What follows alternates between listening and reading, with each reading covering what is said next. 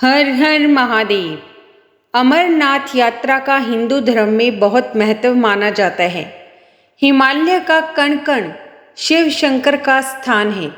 बाबा अमरनाथ को आजकल स्थानीय मुस्लिम लोगों के प्रभाव के कारण बर्फानी बाबा कहा जाता है, जो कि अनुचित है। उन्हें बर्फानी बाबा इसीलिए कहा जाता है कि उनके स्थान पर प्राकृतिक रूप से बर्फ का शिवलिंग निर्मित होता है। यहाँ माता सती के कंठ का निपात हुआ था।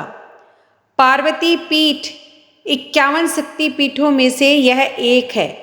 यहाँ माता के अंग तथा अंगभूषण की पूजा होती है।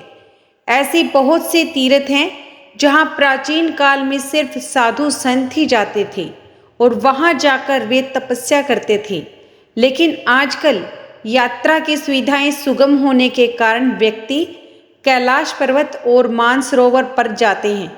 अमरनाथ की यात्रा कैसे शुरू हुई, इसके बारे में एक पौराणिक कथा है। एक बार देवी पार्वती ने देवों के देव महादेव से पूछा, ऐसा क्यों है कि आप अजर हैं, अमर हैं, लेकिन मुझे हर एक जन्म के बाद नए स्वरूप में आकर फिर से बरसों तप कर आपको प्राप्त करना होता है। आपके अमर होने का क्या रहस्य है? महादेव ने पहले तो देवी पार्वती के उन सवालों का जवाब देना उचित नहीं समझा, लेकिन पार्वती के हठ के कारण कुछ गूढ़ रहस्य उन्हें बताने पड़े। गुप्त स्थान की तलाश में महादेव ने सबसे पहले नंदी को छोड़ा। नंदी को जिस जगह पर छोड़ा था उसे ही आज पहलगाम के नाम से जाना जाता है। अमरनाथ की यात्रा यहीं से शुरू होती है। यहाँ से थोड़ा आगे चलने पर शिवजी ने अपनी जटाओं से चंद्रमा को अलग कर दिया। जिस जगह ऐसा किया वह चंदनवाड़ी के नाम से जाना जाता है। शेषनाग नामक झील पर पहुंचकर उन्होंने अपने गले से सर्पों को भी उतार दिया। प्रिय पुत्र श्री गणेश को भी उन्होंने महागुणस पर्वत पर छोड़ देने का निश्चय किया। इस प्रकार महादेव ने अपने पीछे जीवनदायिनी पांचों तत्वों को स्वयं से अलग किया। इसके पश्चात पार्वती संग एक गुफा में महादेव ने प्रवेश किया। कोई तीसरा प्राणी यानी कोई व्यक्ति, पशु या पक्षी गुफा के अंदर घुसकर कथा को न सुन सके, इसलिए उन्होंने चारों ओर से अग्नि प्रज्वलित कर दी। फिर महादेव ने जीवन के गूढ़ रहस्य की कथा को शुरू कर दिया। कहा जाता है कि कथा सुनते सुनते देवी पार्वती को नींद आ गई। महादेव को यह पता नहीं चला और वो अमरनाथ की कथा को सुनाते रहे।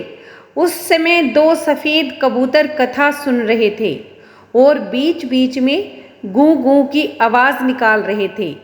महादेव को लगा कि पार्वती सुन रही हैं। दोनों कबूतर सुनते रहे। कथा समाप्त होने पर महादेव का ध्यान पार्वती पर गया तो उन्हें पता चला कि वे तो सो रही हैं। तो कथा कौन सुन रहा था? उनकी दृष्टि तब उन कबूतरों पर पड़ी तो महादेव को क्रोध आ गया। वही कबूतर का जोड़ा उनकी शरण में आ गया और बोला, भगवान, हमने आपसे अमरनाथ की कथा सुनी है। यदि आप हमें मार देंगे तो यह कथा झूठी हो जाएगी। इस पर महादेव ने उन्हें वर दिया कि तुम सदैव इस स्थान पर शिव व पार्वती के प्रतीक की तरह निवास करोगे। अंततः कबूतर का यह जोड़ा अमर हो गया और यह गुफा अमरनाथ की साक्षी हो गई। इस तरह इस स्थान का नाम अमरनाथ पड़ा। यात्रा के दौरान पावन अमरनाथ गुफा में इन्हीं दोनों कबूतरों के दर्शन भी होते हैं।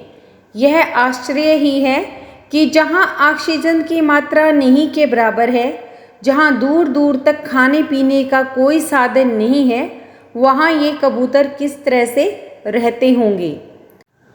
भगवान शिव के बारे में और कथाएं जानने के लिए वीडियो को लाइक शेयर करें और चैनल को सब्सक्राइब कर लें।